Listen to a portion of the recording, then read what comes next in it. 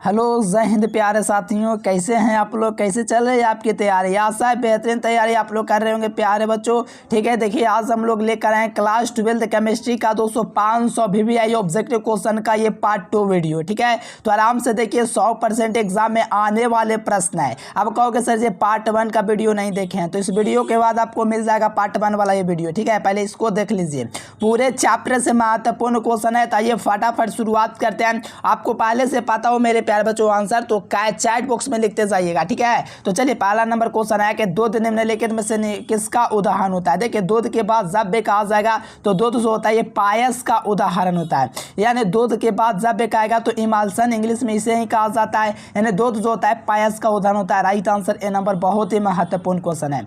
अगला क्वेश्चन, रासायनिक अधिशोषण अभिक्रिया होती है। देखिए रासायनिक अधिशोषण प्रबल बंध से जुड़ा होता है। क्या होता है? रासायनिक अधिशोषण जो होता है प्रबल बंध से जुड़ा होता है मेरे प्यारे बच्चों। और ये जो होता है अनुत्क्रमणीय अभिक्रिया होता है, यानी कि रासायनिक अधिशोषण कैसा होता है? अनुत्क्रमणीय अभिक्रिया होता है। और साथ में इस पर सिर्फ एक ही परत होता है। जैसे इस पर अगर कोई मान लीजिए आकर के आपका चिपका तो इस पर सिर्फ एक ही परत होता है। ठीक है, तो ये आपका एक परत होता है, साथ में ये आपका अनुत्क्रमणीय अभिक्रिया देता है।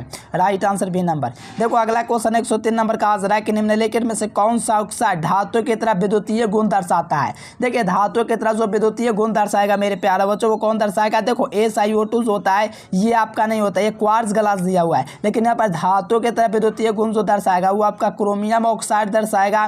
तो राइट आंसर की बात करेंगे प्यारे बच्चों, राइट आंसर डी नंबर होगा, याद कर लेंगे। ठीक है, चलो आ जाओ। निम्नलिखित में से कौन अक्रिस्टल है, मतलब बेरवादार ठोस पदार्थ कौन है? देखो बेरवादार ठोस का पदार्थ यहाँ पर कौन आता है आपका पूछा जा रहा है। तो देखो ग्रेफाइट आपका क्रिस्टल है, लेकिन क्वार्ट्ज ग्लास जो होता है ये आपका क्रिस्टल होता है, जिसका सूत्र जो होता है SiO2 जो होता है ये क्या होता है? ये आपका क्रिस्टल होता है। बहुत ही महत्वपूर्ण क्वेश्चन है, इसको याद रखेंगे। ठीक है, चलिए बहुत ही बढ़िया। आइए अगला क्वेश्चन 105 नंबर का आंसर है कि रक्त पर आवेश पाया जाता है, तो आपको पता होना चाहिए नेगेटिव आवेश पाया जाता है। अगला क्वेश्चन का आंसर है कि निम्नलिखित में से किसका क्वथनांक अधिकतम होता है। देखिए किसका क्वथनांक जो होता है वो आपका अधिकतम होता है। तो देखो 1 M वाला जो दोस्तों सोडियम जो सल्फेट होता है इसका जो होता है क्वथनांक अधिक होता है 1 M वाले। ठीक है, 1 मोलालता वाला जो आपका जो सोडियम जो सल्फेट होता है प्यारे बच्चों इसका जो होता है क्वथनांक अधिकतम होता है। तो राइट आंसर बी नंबर होंगे। ठीक है, चलिए यहाँ पर 107 नंबर का आंसर है कि हाइड्रोक्लोरिक अम्ल और जल का एसिड क्वाथी का मिश्रण कितना होता है। तो ये आपका 20.2% HCl होता है, इसको भी याद रखना है, बहुत ही अच्छा क्वेश्चन है। ठीक है, देखो ये प्रश्न पिछले वाले 2024 में ही पूछा गया है, तो ये सब क्वेश्चन याद रखना है। देखो क्वेश्चन बैंक में गलत भी दिया रहता है 22.2, उससे आपको बचना है। एसिड क्वाथी पूछे या एजियोट्रोपिक मिश्रण पूछे, ठीक है, दोनों का राइट आंसर 20.2% HCl होता है। अगला क्वेश्चन 108 नंबर क्वेश्चन का आंसर है कि शून्य कोटि की अभिक्रिया के लिए कौन से है। देखो शून्य कोटि की जो अभिक्रिया होता है मेरे प्यारे बच्चों कौन सा है शून्य कोटि की अभिक्रिया के लिए। तो देखो शून्य कोटि की अभिक्रिया जो होता है ये जो होता है T½ समानुपाती क्या होता है? A के समानुपाती होता है मेरे प्यारे लाल। तो यहाँ से A नंबर हो जाएगा शून्य कोटि। अगला क्वेश्चन का आंसर है कि उत्प्रेरक वे वस्तु जो कार्य करता है। देखो उत्प्रेरक क्या करता है ये आपसे पूछा जा रहा है। तो देखो उत्प्रेरक एक का काम ऐसा होता है कि समवस्था को प्राप्त करने का जो समय होता है इसको डिक्रीज कर देता है, मतलब काम कर देता है। उत्प्रेरक एक ऐसी वस्तु है जो समवस्था प्राप्त करने की जो स्थिति होता है उसको कम कर देता है। मतलब देखो उत्प्रेरक तो 2 प्रकार का होता है, एक धनात्मक उत्प्रेरक होता है, एक ऋणात्मक उत्प्रेरक होता है। तो यहाँ पर ऋणात्मक उत्प्रेरक जो होता है समवस्था को प्राप्त करने की गति को कम कर देता है। देखो सल्फाइड अयस्कों का सांदन आपको पता है, जितने भी सल्फाइड अयस्क है उसका सांदन फेनोत्प्लवन विधि से किया जाता है। मतलब देखो जैसे कि जिंक सल्फाइड हो गया, ZNS हो गया, ठीक है, PbS हो गया, लेट्स ये सब जो जितने भी मेरे प्यारे बच्चों जिसके लास्ट में होता है सल्फाइड अयस्क होता है, और ये सब अयस्कों का सांदन फेनोत्प्लवन विधि से करते हैं। ये ज़रूर याद रखना क्योंकि हर साल ये क्वेश्चन आपके परीक्षा में आता है। आज अगला क्वेश्चन का आंसर है 111 नंबर क्वेश्चन, त्रिभाषीय अम्ल कौन है। देखो त्रिभाष में ये सब पहचानने के लिए ट्रिक बताएंगे, तो आप लोग चैनल को सब्सक्राइब कर लेंगे और ये सब का क्लास आएगा 1 शॉट तो कर लीजिएगा। और जो विद्यार्थी नोट्स वगैरह लेना चाहते हैं इस नंबर पर कॉन्टैक्ट करके ऑल सब्जेक्ट का जरूर ले लीजिएगा। मात्र 399 रुपये पेमेंट लगेगा प्यारे बच्चों, पूरा एग्जाम तक आपका हेल्प मिलेगा। ठीक है, पूरा नोट्स भी भेज देंगे। चलो देखो त्रिभाषीय अम्ल जो पूछेगा प्यारे बच्चों, तो H3PO4 जो होता है ये आपका क्या होता है, त्रिभाषिक अम्ल होता है। क्या होता है, ये जो होता है त्रिभाषिक अम्ल जो होता है H3PO4 होता है। कैसे होता है ये जानना चाहते हो जरूर सब्सक्राइब करें प्यारे बच्चों, सारा चीज़ डिटेल्स में आपको बताया जाएगा। देखो 112 नंबर का आंसर है कि व्हाइट फास्फोरस, P4 को क्या कहा जाता है, व्हाइट फास्फोरस के अणु में कौन सा ही नहीं है। देखो ये पहला बात 6pp का एक सिंगल बॉन्ड होता है, जो व्हाइट फास्फोरस होता है 6pp का एक सिंगल बॉन्ड होता है, और साथ में दोस्तों ये 4pp का सिंगल बॉन्ड भी होता है। और यहाँ पर देखोगे प्यारे बच्चों तो कहा जा रहा है नहीं की बात किया जा रहा है, तो 4 लेन का पेयर इलेक्ट्रॉन नहीं होता है, इसको थोड़ा ध्यान रखना है। C number option. देखो संक्रमण तत्वों का समान इलेक्ट्रॉनिक विन्यास क्या होता है, देखो ये सब आपको याद करना पड़ेगा। पे ब्लॉक एलिमेंट और डी ब्लॉक एलिमेंट से क्वेश्चन काफ़ी ज़्यादा पूछा जाता है। और संक्रमण अवस्था का जो इलेक्ट्रॉनिक विन्यास होता है मेरे प्यार बच्चों, n-1 d की घात 1-10 और n-1 और 2 होता है, इसको भी थोड़ा याद रखना है, बहुत बार परीक्षा में आया है। आज जो 114 नंबर क्वेश्चन का आज है कि निम्नलिखित में से कौन संक्रमण धातु आयन जिसका चुंबकीय गुण जो होता है अधिकतम होगा, जो कि 72 कक्षा का इलेक्ट्रॉनिक विन्यास इसका कितना होता है। जो संक्रमण धातु आयन होता है जिसका चुंबकीय गुण अधिकतम होता है उसका इलेक्ट्रॉनिक विन्यास होता है कितना होता है, तो उसका 3d5 होता है, यहाँ से ऑप्शन ए होगा। अगला क्वेश्चन 115 नंबर देखिए, यहाँ पर आपका उपसंयोजन योग कैसे निकालना है, तो ये आपका 9वां नंबर चैप्टर में पढ़ना है, तो उसके लिए सभी धातु का आपको याद करना पड़ेगा संयोजकता, जिसे आप लोग आसानी से याद कर सकते हो। जैसे यहाँ पर क्रोमियम को निकालना है तो इसको x मानते हैं और यहाँ पर इसको x1 मानते हैं, तो यहाँ से आप लोग कीजिएगा तो उस तरफ जाकर के -6 हो जाएगा प्लस में, यानी ओवरऑल कहा जाए तो सारा चीज़ आपको बताया जाएगा। इसका +6 निकलेगा क्रोमियम का उप संयोजन संख्या। कैसे निकालना है सारा एक वीडियो आएगा प्यार बच्चों, उसको आप लोग जरूर करें, ये सारा डिटेल्स में आपको पढ़ना चाहिए। चलो 116 नंबर का आंसर है कि 1 फैराड विद्युत धारा प्राप्त करने पर प्राप्त मात्रा क्या कहलाती है, तो ये आपका 1 ग्राम समतुल्य कहलाती है। क्वेश्चन बैंक में दिया रहेगा विद्युत रासायनिक तुल्यांक, बच जाओ क्योंकि वहाँ पर गलत आंसर दिया हुआ है, ठीक है। तो यहाँ से राइट आंसर ये नंबर होगा, और नोट्स ले लीजिएगा उसमें सारा आपको चीज़ मिलेगा। 117 नंबर का आंसर है कि ग्रिग्नार्ड प्रतिकारक बनाने के लिए, अब ये ग्रिग्नार्ड प्रतिकारक क्या, तो पढ़ोगे तभी ना मेरे प्यार बच्चों का, ऑर्गेनिक पढ़ना चाहिए, काफ़ी ज़्यादा क्वेश्चन पूछा जाता है। ग्रिग्नार्ड प्रतिकारक बनाने के लिए ईथर और मैग्नीशियम डालकर किसके साथ रिएक्शन करवाते हैं, तो ये हम लोग दोस्तों कराते हैं इथाइल अल्कोहल से, C2H5Cl से आए इथाइल अल्कोहल से रिएक्शन करवाते हैं। अगला क्वेश्चन देखा जाए 118 नंबर क्वेश्चन कि 1 डिग्री 2 डिग्री अल्कोहल में अंतर किया जा सकता है। देखिए 1 डिग्री 2 डिग्री में अंतर जो किया जा सकता है इनमें से सभी के द्वारा किया जा सकता है। मतलब ये देखो 2017 में 2021 में पूछा है, अब बारी 25 की है, ठीक है। तो 1 डिग्री 2 डिग्री जो 3 डिग्री में अंतर किया जाता है ऑक्सीकरण, लुकास और विक्टर मेयर, ये तीनों के द्वारा किया जाता है, इसीलिए राइट आंसर डी नंबर होंगे। देखो इथाइल एसीटेट जो होता है मेरे प्यारे बच्चों मिथाइल मैग्नीशियम ब्रोमाइड से प्रतिक्रिया करके क्या बनाएगा, तो एथाइल एसीटेट जो होता है मिथाइल मैग्नीशियम ब्रोमाइड से भी क्रिया करके 3 डिग्री का अल्कोहल बनाएगा, तो सही जवाब यहाँ से बी नंबर होंगे। आइए 120 नंबर क्वेश्चन का आंसर है कि कार्बोनिल ग्रुप में कार्बन परमाणु होता है। देखिए कार्बोनिल ग्रुप में जो कार्बन परमाणु होता है प्यारे बच्चों वो आपका sp2 होता है। क्या होता है, कार्बोनिल जो ग्रुप होता है इसमें कार्बन परमाणु का जो संकरण होता है वो आपका sp2 होता है। क्या होता है, sp2 होता है मेरे प्यारे बच्चों, याद रखना। कार्बोनिल जो ग्रुप होता है क्या होता है, डबल बॉन्ड C डबल, इस प्रकार से होता है, ये आपका कार्बोनिल ग्रुप sp2 होता है। आइए अगला क्वेश्चन, प्रतिक्रिया को क्या कहा जाता है, तो इसी को हम लोग रोजन-मुंड अभिक्रिया कहते हैं। और CCI जो H2 होता है प्यारे बच्चों, यहाँ पर आपका BaSO4 बैरियम सल्फेट के उपस्थिति में इतना आपका बनता है फॉर्मल्डिहाइड जो एल्डिहाइड का समूह, तो इसी को हम लोग कहते हैं रोजन-मुंड अभिक्रिया। सारा नियम रिएक्शन भी आपको कराएंगे, आपको अच्छी तरीके से करके जाना है, बेहतर अंक प्राप्त करना है। तो 122 नंबर में कहा जाए कि निम्नलिखित में से कौन कैनिजारो अभिक्रिया से होकर के गुजरेगा, तो कैनिजारो अभिक्रिया से होकर गुजरने वाला फॉर्मल्डिहाइड होता है। कौन होता है, जो फॉर्मल्डिहाइड जो होता है कैनिजारो अभिक्रिया से होकर के गुजरता है, तो सही जवाब यहाँ से डी नंबर होंगे। देखिए किसी वस्तु को क्रिया करने की दर किस पर निर्भर करता है, तो कोई भी वस्तु है उसकी क्रिया करने की जो दर होती है वो सक्रिय भार पर निर्भर करेगा। किस पर निर्भर करेगा, कोई वस्तु है उसका क्रिया करने की दर सक्रिय भार पर निर्भर करेगा। Right answer D number. देखिए कहा जा रहा है कि एनिलीन एवं एस्टल्डिहाइड प्रतिक्रिया करके क्या बनाते हैं। देखो एनिलीन क्या होता है, एनिलीन जो होता है इस प्रकार से बेंजीन रिंग के साथ जो NH3 यहाँ से अगर हम लोग जोड़ देंगे NH क्या NH3, ठीक है, इसको अगर NH2 को हम लोग अगर जोड़ देंगे तो ये आपका एनिलीन कहलाएगा। NH3 NH2 जो होता है इसको अगर हम लोग जोड़ देते तो आपका क्या कहलाता है, एनिलीन कहलाता है। ठीक है। अगर एनिलीन एवं स्टैल्डिहाइड क्या होता है प्यारे बच्चों, ठीक है, ये सारा चीज़ हम आपको पता है। इसकी अभिक्रिया जब होती है तो इससे हम लोग एमीन प्राप्त करते हैं। इसकी की वेब्स क्वेश्चन बैंक में ही सिर्फ सही लगता है, क्वेश्चन बैंक में गलत दिया हुआ है, एमीन बनता है, याद रखना। चलो आ जाओ। एमीन जो होता है कार्बन का दूसरा हाइड्रोजन होता है। निम्नांकित में से कौन शुगर जो होता है मीठा होता है? देखो निम्नांकित में से कौन सा शुगर जो होता है मीठा होता है? देखो कितना इजी क्वेश्चन आ गया है। सुक्रोज होता है सबसे मीठा होता है, ठीक है। सबसे मीठा कौन होता है? सुक्रोज होता है। तो सही जवाब यहाँ से आपको सी नंबर याद रखना है, सुक्रोज। देखो एंजाइम क्या होता है? तो एंजाइम मेरे प्यारे बच्चों क्या होता है? यहाँ पर 126 नंबर क्वेश्चन बता दीजिए। एंजाइम जो होता है क्या होता है? तो एंजाइम जो होता है वो आपका प्रोटीन होता है। क्या होता है? एंजाइम जितने भी होते हैं वो आपका प्रोटीन होते हैं।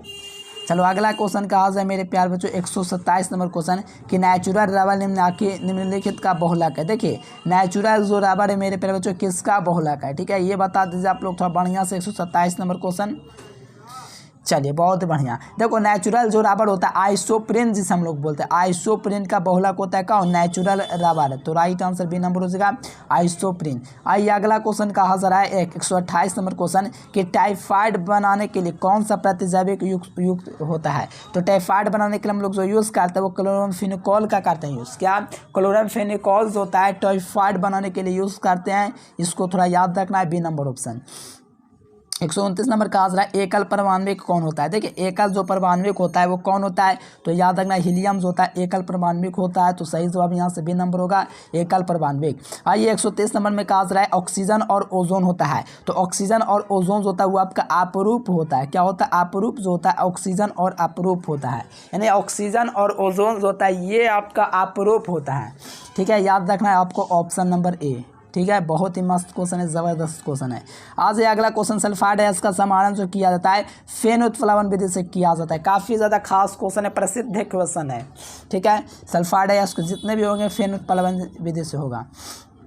काम भास्मिक कौन होता है? देखो काम भास्मिक की बात करें तो NF3 जो होता है ये सबसे काम भास्मिक होता है, ठीक है ना मेरे प्यारे बच्चों। सबसे काम भास्मिक जो होता है वो आपका NF3 होता है। Right answer D number. अगला क्वेश्चन कहा जा रहा है कि हीलियम का मुख्य स्रोत क्या होता है? देखो हीलियम का जो मुख्य स्रोत होता है वो आपका सूर्य होता है। कोई भी सूर्य होता है इसका मुख्य स्रोत क्या होता है? हीलियम होता है। तो हीलियम यहाँ से देख लीजिए, राइट आंसर सी नंबर होंगे।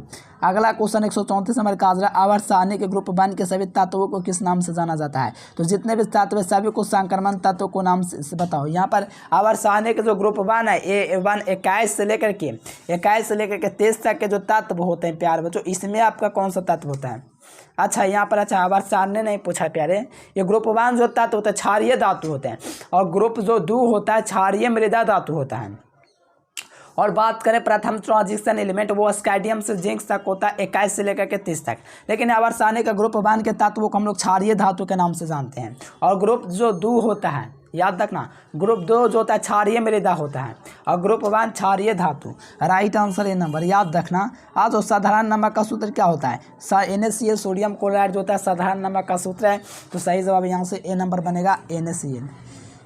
देखो किस अणु का द्विध्रुव आघूर्ण जो होता है वो शून्य होता है। देखिए किस अणु का जो द्विध्रुव आघूर्ण होता है मेरे प्यारे लाल वो आपका शून्य होता है। देखो किस अणु का द्विध्रुव आघूर्ण शून्य होता है? फटाफट बता दो किसका होता है? तो ये आपका BF3 का जो होता है द्विध्रुव आघूर्ण शून्य होता है। आज जो अगला क्वेश्चन, चैनल को सब्सक्राइब करके बेल नोटिफिकेशन जरूर दबाएं।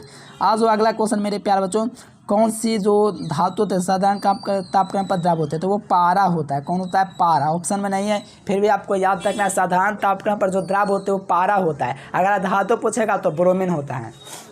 चलो आज 138 नंबर क्वेश्चन कहा जा रहा है कि टिंडल प्रभाव पाया जाता है। तो देखो टिंडल प्रभाव जो होता है ये आपका सॉल में पाया जाता है। किसमें पाया जाता है? टिंडल जो प्रभाव होता है यहाँ पर आपका सॉल में पाया जाता है, ठीक है। याद रखना टिंडल प्रभाव जो पाया जाता है मेरे प्यारे बच्चों वो आपका सॉल में पाया जाता है, ठीक है। सॉल में पाया जाता है। Right answer C number. 139 number question, रासायनिक अधिशोषण में कितना परत? एक परत। क्यों? तो रासायनिक अधिशोषण जो होता है प्रबल बंधन से जुड़ा होता है, ठीक है। इस प्रकार से आपका जुड़ता ना मेरे प्यारे लाल, तो यहाँ पर जगह ही नहीं बचता कि कोई और आकर के लेयर इस पर चिपके, ठीक है। तो ये आपका एक परत होता है, और ये जो बंध जो जुड़ा हुआ मेरे प्यारे तो काफ़ी प्रबल होता है, काफ़ी मजबूती से जकड़े रहता है। जैसे समझ सकते हो कितना जोर से जकड़ा हुआ होगा। एक ही परत इसका होता है, ठीक है। प्रबल बंधन से जुड़ा होता है, ऑप्शन ए। 140 मुख्य जो एंजाइम का जो मुख्य अवयव होता है वो कौन होता है? देखो मुख्य अवयव एंजाइम का जो होता है वो आपका प्रोटीन होता है। कौन होता है? प्रोटीन होता है। तो सही जवाब ए नंबर। अगला क्वेश्चन 141 नंबर, अधिशोषण की प्रक्रिया होती है। तो अधिशोषण की जो प्रक्रिया होती है वो आपके पृष्ठ पर होती है। जैसे कोई भी अधिशोषण क्या होती है, पृष्ठ के अंदर तक हो जाता है, समझ रहे हो कि नहीं। जैसे कि देखो यहाँ पर आपका मान लीजिए ये आपका कोई पदार्थ है, ठीक है, तो इसमें क्या होता है, शोषण इस पर होता है ना, तो अधिशोषण जो होता है क्या होता है, एक अवशोषण होता है, एक अधिशोषण होता है। लेकिन यहाँ पर आपसे पूछा क्या जा रहा है, अधिशोषण। तो अधिशोषण में क्या होता है, पृष्ठ के जितने भी होता है इसके आसपास में जो होते हैं आपका पदार्थ चिपक जाता है, तो इसी को हम लोग कहते हैं पृष्ठीय घटना। Right answer B number. अगला क्वेश्चन, टिंडल प्रभाव नहीं पाया जाता है। देखिए चीनी का जो घोल होता है इसमें कभी भी आप लोग टिंडल प्रभाव नहीं देखेंगे, ठीक है, टिंडल प्रभाव इसमें पाया ही नहीं जाता चीनी के घोल में। और बाकी जितने भी बाकी सब में आपका टिंडल प्रभाव होता है, नहीं होता तो चीनी का घोल। अगला क्वेश्चन 143 नंबर, P2O5 जो होता है एक अच्छा क्या है। देखिए P2O5 जो होता है एक अच्छा क्या होता है, एक अवशोषक होता है। क्या होता है, P2O5 जो होता है क्या होता है, एक प्रकार का अच्छा अवशोषक होता है, इसको याद रखना, ये भी क्वेश्चन परीक्षा के लिए इंपॉर्टेंट है। द्रव स्नेह कोलाइड का उदाहरण आपको पता है, जिलेटिन है, गोंद है, स्टार्च, ग्लू, इसमें से एक क्वेश्चन पक्का आपके परीक्षा में मैं लिख दिया हूँ, ठीक ना, ये परीक्षा में पक्का रहेगा। कहेगा एग्जाम में कि द्रव स्नेह का चयन करे, लाइफिलिक कोलाइड का उदाहरण है, तो चारों में से कोई एक दिख जाएगा, लगा देना, ठीक है। राइट आंसर ऐसे तो डी नंबर होगा सभी।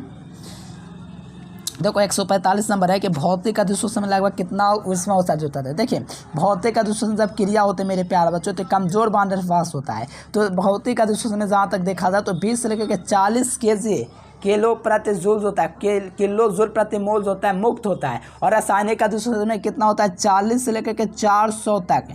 ये बिहार बोर्ड के मॉडल पेपर में आया हुआ क्वेश्चन है दोनों, तो दोनों क्वेश्चन आपको याद रखना है, ठीक है। भौतिक अधिशोषण में लगभग ऊर्जा होते हैं 20 से 40 केजी प्रतिमूल्य जो होता है आपका मुक्त होता है।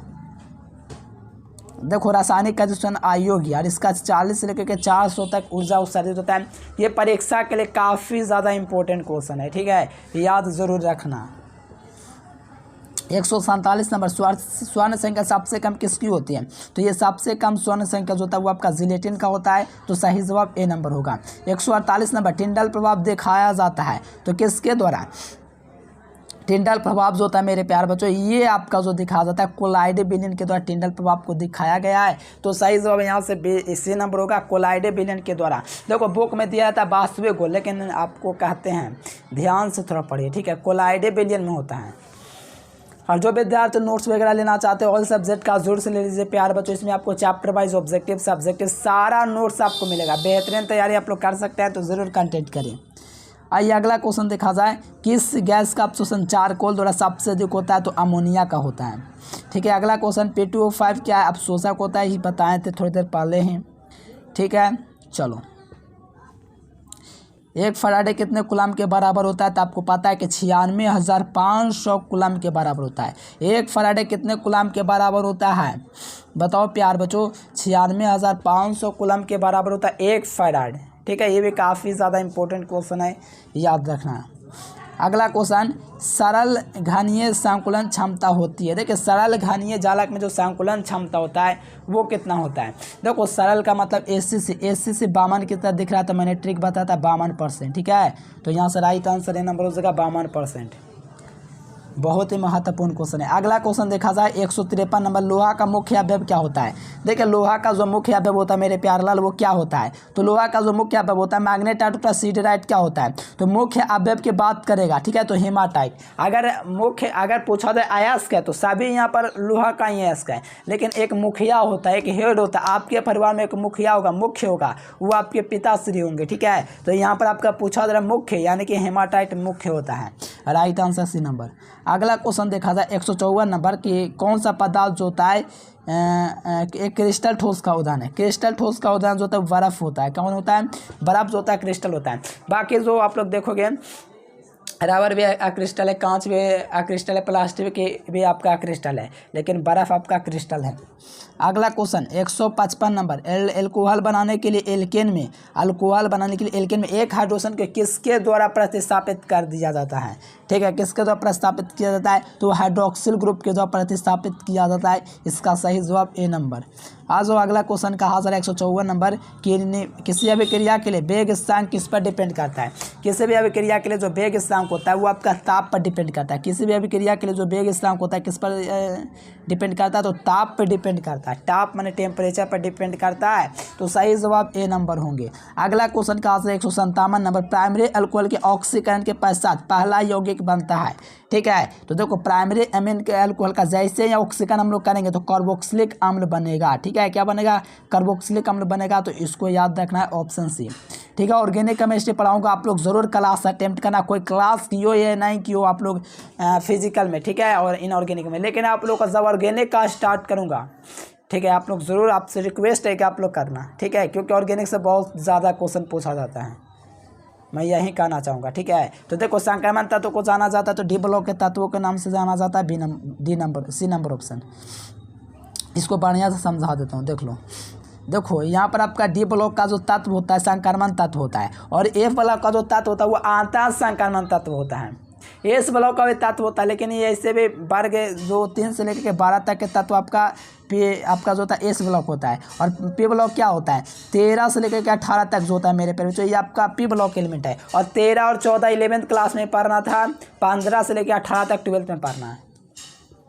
तो यहाँ पर डी ब्लॉक का तत्व सी नंबर हो जाएगा। ठीक है, संक्रमण तत्व। सुक्रोज का सूत्र क्या होता है, C12H22O11, C12H22O11, C12H22O11, right answer B number. अगला क्वेश्चन 160 नंबर कहा जा रहा है कि इथाइल अमीन को कहा जाता है। देखो कार्बन 2 गो है तो यहाँ पर C2 हो गया, और हाइड्रोजन के गो है अच्छा C2H5OH हो NH2 हो जाएगा। तो इसी को तो इथाइल अमीन कहा जाता है, ethyl amine, right answer A number होगा।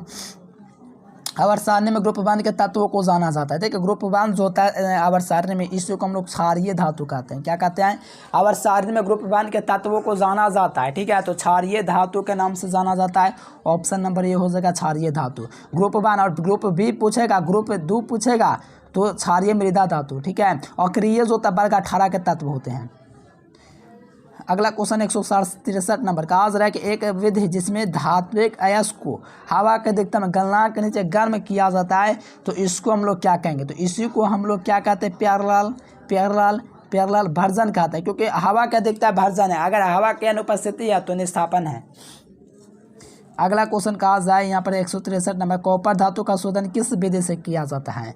तो कॉपर धातु का जितना भी शोधन होता है वैद्युत अपघटनी शोधन से किया जाता है। वैद्युत अपघटनी शोधन से किया जाता है, कॉपर धातु के लिए किया जाता है। ठीक है मेरे प्यारे बच्चों, एकदम याद आपको रखना है। अगला क्वेश्चन 164 नंबर, अमोनिया आध लिटमस पत्र को क्या कर देता है, नीला कर देता है। जाहिर सी बात है, अमोनिया जो होता है आज लिटमस पत्र को कैसा कर देता है, तो ये नीला कर देता है। क्या कर देता है, नीला कर देता है। तो राइट आंसर ए नंबर हो जाएगा, नीला करता अमोनिया आध लिटमस पत्र को। ठीक है, चलो यहाँ पर उजला पीला फास्फोरस है। देखिए उजला और पीला फास्फोरस होता है, ये आपका अपरूप होता है। क्या होता है, अपरूप होता है। नाइट्रिक अम्ल तैयार किया जाता है, तो नाइट्रिक अम्ल जो होता है ओस्टवाल्ड विधि के द्वारा तैयार किया जाता है। किसके द्वारा, ओस्टवाल्ड विधि के द्वारा। संपर्क विधि द्वारा जो तैयार किया था मेरे प्यारा बच्चों, H2SO4 सल्फ्यूरिक अम्ल को इसके द्वारा किया था। प्रकाश संश्लेषण तो होगा ही नहीं। एक होता है NH3, हाँ ये हैबर विधि द्वारा अमोनिया को तैयार किया जाता है, तो ये वाला भी नहीं होगा। नाइट्रिक अम्ल जो होगा ओस्टवाल्ड विधि को तैयार करेगा। सूत्र क्या होता है, HNO3 होता है। ठीक है, सारा चीज़ आपको पढ़ाएंगे, बस चैनल को सब्सक्राइब करना है। नाइट्रिक अम्ल का सूत्र HNO3 होता है, तो राइट आंसर ए नंबर होगा। आओ जो अगला क्वेश्चन कहा जा रहा है, इसका जो ऑक्सीकरण से क्या निकालना सिखा दूंगा, आप लोग बढ़िया से खाली क्लास करना, जितना करा दूंगा प्यारे बच्चों, इससे काफ़ी ज़्यादा क्वेश्चन पूछा जाता है। जिसको निकालना होता है इसको x मानना है, उसके लिए आपको पता होना चाहिए। इसका तो आपका 4 हो जाएगा। ठीक है, इसका तो माइनस का आपका क्या हो जाएगा प्यारे बच्चों, 1 हो जाएगा, तो 6 हो जाएगा, तो माइनस का 2 तो +2। ठीक है, यहाँ से ए नंबर इसका निकल जाएगा। ठीक है, मैंने मन निकाल दिया, आपको सिखा देंगे। चलिए यहाँ पर देखिए, इसका भी आपको बताना है कौन सा लवन। देखो एक बड़ के क्वेश्चन में लग रहा था, तो द्विक लवन होता है, और द्विक लवन ऑप्शन में है, और साथ में उप संयोजन यौगिक भी है, तो जाएगा आंसर उप संयोजन यौगिक पर। ठीक है, याद रखना, क्योंकि इसी चैप्टर में पढ़ना है, तो याद रखना। अगला क्वेश्चन 170 नंबर, PCl5 क्या है। देखो एक PCl3 होता है, एक PCl5 होता है, ये ऑक्सीकारक होता है ये सब। ठीक है, PCl5 ऑक्सीकारक। देखो नाम भी आपका करण सिखा देंगे कैसे नामकरण करना है। चलो यहाँ पर NH3 का N का संकरण। अमोनिया क्या होता है, इसमें आपका 4 को सिंगल बॉन्ड, तो यानी कि 4 को सिंगल बॉन्ड, तो यहाँ पर sp3। अगर मेथेन एथेन प्रोपेन ब्यूटेन पूछ देगा, अगर मेथेन एथेन प्रोपेन ब्यूटेन, तो आपको पता है कि 4 को कार्बन के लिए जो होता है सिंगल बॉन्ड, जो होता है 4 को अगर सिंगल बॉन्ड है तो उसका कार्बन संकरण sp3 होता है।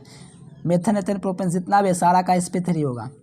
अगला क्वेश्चन, ओलियम में सल्फ्यूरिक अम्ल के साथ कौन सा अवयव होता है, तो सल्फर ट्राईऑक्साइड होता है SO3। ठीक है, याद रखना बी नंबर ऑप्शन। किसे जल पर एकत्र नहीं किया जा सकता है, सल्फर डाइऑक्साइड को कभी भी हम लोग हाथ इस जल पर एकत्र नहीं कर सकते हैं। कौन सी गैस है जल पर एकत्र नहीं की जा सकती है, तो सल्फर डाइऑक्साइड को कभी भी जल पर एकत्र नहीं किया जा सकता है, तो राइट आंसर सी नंबर। अगला क्वेश्चन 174 नंबर, एकल का क्या कर रहे हैं, कौन सी गैस एकल परमाणविक है। हीलियम जो होता है एकल परमाणविक गैस होता है, तो सही जवाब यहाँ से बी नंबर होगा। एकल परमाणविक जो गैस होता है वो हीलियम होता है। कौन होता है, हीलियम जो होता है एकल परमाणविक गैस होता है। अगला क्वेश्चन कहा जा रहा है कि नाइट्रोजन और ऑक्सीजन होता है। देखिए नाइट्रोजन और ऑक्सीजन क्या होता है, ये आपका अधातु का काम करता है। अधातु होता है नाइट्रोजन और ऑक्सीजन, क्या ये आपका एक अधातु होता है। ठीक है, ये सब याद रखना है, ये सब परीक्षा में आते हैं। ये सब कैसे पहचानना, ये सब आप लोग पढ़े होंगे पहले भी, 11th क्लास में ज़्यादा आपका इंपॉर्टेंट क्लास था। पॉलीथीन क्या होता है, तो ये आपका इथिन का बहुलक है। ठीक है, पॉलीमर्स चैप्टर का है। अगला क्वेश्चन, ज्वार को कम कर दे, मतलब बुखार को कम कर दे, ज्वारनाशी कलाएं, इसी को एंटीपायरेटिक कहा जाता है। इसी को क्या कहा जाता है, एंटीपायरेटिक।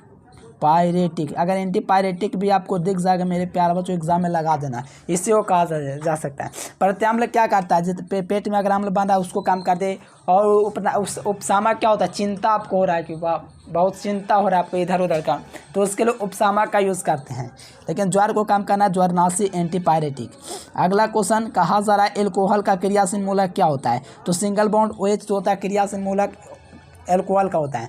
ये कार्बोक्सिलिक अम्ल का, ये एल्डिहाइड का, ये कीटोन का। Right answer D number. अगला क्वेश्चन, हीलियम का सूत्र क्या होता है, तो हीलियम का सूत्र जो होता है He से हीलियम होता है, तो ये आपका हीलियम का सूत्र हो जाएगा। Right answer A number. देखो इस यौगिक का नाम बताना, आपको तो देख नहीं रहा है मेरे प्यारे, फिर भी हम आपको दे देते हैं फिगर। ठीक है, कोई दिक्कत नहीं दिख रहा, कोई दिक्कत नहीं, हम आपको दिखा देंगे। ठीक है, ये आपको जो है, ये आपको इसको हम लोग क्या कहते हैं, यहाँ पर OH लगा दो ठीक से। ठीक है, इसको हम लोग क्या कहेंगे बताओ, OH को हम लोग क्या कहेंगे, इसी को हम लोग फेनॉल कहते हैं। क्या कहते हैं, फेनॉल कहते हैं। बेंजीन रिंग के साथ OH उपस्थित होना फेनॉल का संकेत। चलो बहुत बढ़िया, फिनॉल बी नंबर ऑप्शन। अगला क्वेश्चन, डेटॉल का उपयोग करते हैं, तो डेटॉल का उपयोग हम लोग किस में करते हैं, तो प्रतिरोधी के रूप में करते हैं। डेटॉल का जो उपयोग करते हैं मेरे प्यारे बच्चों, किस में करता है, तो प्रतिरोधी के रूप में डेटॉल का यूज करते हैं। 182 नंबर कहा जा रहा है कि H2SO4 सल्फ्यूरिक अम्ल क्या है, तो ये आपका द्विभाषिक अम्ल होता है। क्या होता है, द्विभाषिक अम्ल होता है, तो राइट आंसर ए नंबर हो जाएगा। H2SO4 द्विभाषिक अम्ल है। चलो CH4 में सिग्मा बॉन्ड कितना होता है, इसमें सिग्मा बॉन्ड क्या होता है, 1 2 3 4 होता है, 1 2 3 4 बताओ सिग्मा बॉन्ड क्या होता है, इसमें 4 होता है। ठीक है, याद रहेगा ना जी, अच्छा क्वेश्चन है, आपको इसी प्रकार से गिन लेना है। 4 होता है। अवर सारणी में द्वितीय वर्त में कितना तत्व होता है, तो 8 होता है। 2 8 होता है, तो 8 होता है। ठीक है, शुद्ध जल का pH मान यहाँ पर पूछा जाए मेरे प्यारे बच्चों, शुद्ध जल का pH मान कितना हो जाएगा, 7 हो जाएगा। चलिए अगला क्वेश्चन, फिनॉल का उपयोग निम्नलिखित में से किसके रूप में किया जाता है, तो ये आपको कीटनाशक के रूप में फिनॉल का यूज़ किया जाता है। मार्फिन है एक, बताइए प्यारे बच्चों मार्फिन क्या है, तो मार्फिन जो होता है ये क्या करता है, दर्द वगैरह को कम करता है। जो दर्द को कम करेगा एनाल्जेसिक कहलाएगा। ठीक है, और ये आपको याद रखना है, एनाल्जेसिक दर्द को कम करे। 188 नंबर का आवश्यक अल्फा अमीनो अम्ल कौन है, आवश्यक जो अल्फा अमीनो अम्ल होता है ये आपका लाइसिन होता है। कौन होता है, लाइसिन होता है, आवश्यक अल्फा अमीनो अम्ल होता है। निम्नलिखित में कौन आपका मोनोसेक्राइड है मेरे प्यारे बच्चों, बताओ निम्नलिखित में से कौन आपका, अच्छा आधे घंटा में ये क्वेश्चन है।